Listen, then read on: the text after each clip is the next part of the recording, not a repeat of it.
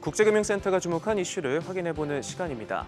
2월 구인 건수에 이어 3월 민간 고용도 이 시장 예상치를 크게 밑돌면서 미국 고용시장의 과열이 진정되는 조짐이 나타나고 있습니다. 고용정보업체 ADP에 따르면 지난달 미국 기업의 고용은 전달보다 14만 5천 개 증가하는 데 그쳤는데요. 전달 증가폭보다 10만 6천 개가 적고 시장 전망치 21만 개보다 7만 개 가까이 밑돌았습니다. 여기에 더해 임금 상승률도 기존 근로자는 6.9%, 전직 근로자는 14.2%로 1년 만에 가장 낮았습니다. 이외에도 서비스 활동 및 무역 수지 지표도 부진했습니다. 3월 ISM 서비스 PMI는 51.2를 기록하면서 3개월 만에 최저치를 기록했는데요. 기준점인 50을 소폭 웃돌긴 했지만 고금리, 또 신용여건 악화 등으로 향후 경제 전망에 대한 우려가 점차 증대될 수 있음을 시사했습니다. 이렇게 경기 침체 우려가 커지는 가운데 미국의 지난 2월 무역 적자 폭도 확대된 것으로 나타났습니다. 미 상무부에 따르면 지난 2월 미국의 무역 수지 적자는 705억 달러, 우리 돈 약 92조 5천억 원에 달했는데요. 전월보다 2.7% 증가한 수치로 최근 넉 달 사이 가장 컸습니다.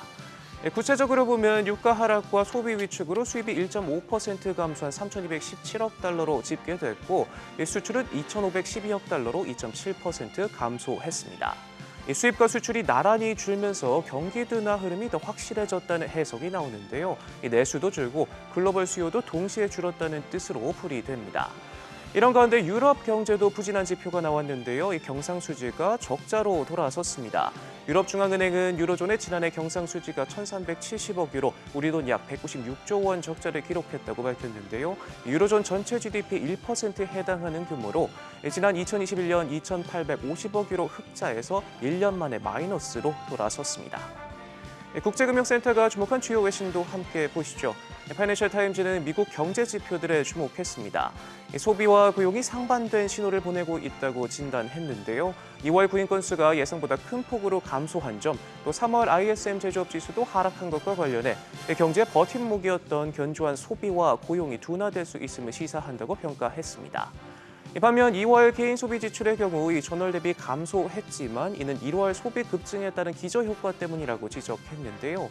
실질 소비는 오히려 증가했고 2월 구인이직 보고서에 따르면 자발적 퇴사율이 팬데믹 이전보다 높고 전문 서비스 부분에 집중돼 있어 이는 노동시장이 여전히 강력하다는 의미라고 분석했습니다.